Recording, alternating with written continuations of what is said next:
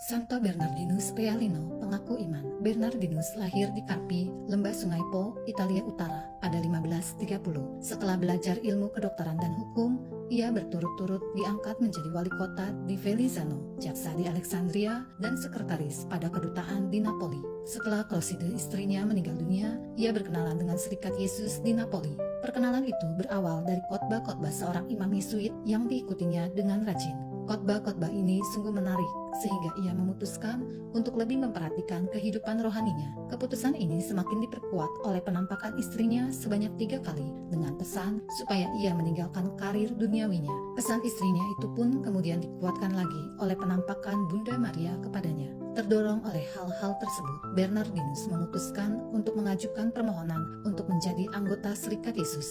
Permohonannya diterima, dan setelah mengikuti suatu pendidikan khusus, Bernardinus ditabiskan menjadi imam. Selama beberapa tahun ia bekerja di Napoli. Sifatnya yang sopan dan ramah, penuh cinta dan pengertian kepada umat, menyebabkan dia sangat dicintai oleh umat Napoli. Umat dengan berat hati melepaskan dia ketika ia dipindahkan ke Lecce, Provinsi Apulia, untuk mendirikan sebuah kolose. Di kolose Yesuit ini, Bernardus memberikan kuliah-kuliah filsafat dan teologi. Hingga akhir hidupnya, dalam masa kerja selama 42 tahun, Bernardinus menetap di Lecce.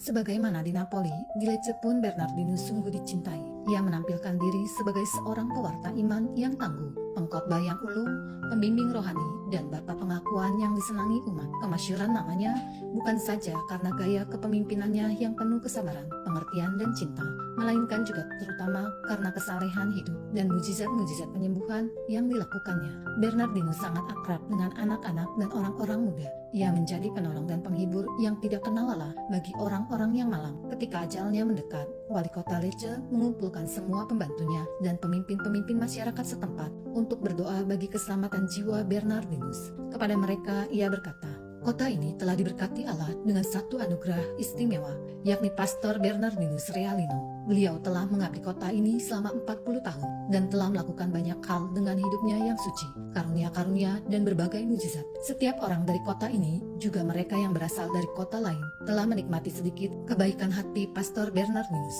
Oleh karena itu, saya mengusulkan agar Pastor Bernardinus diangkat menjadi pelindung kota Lecce."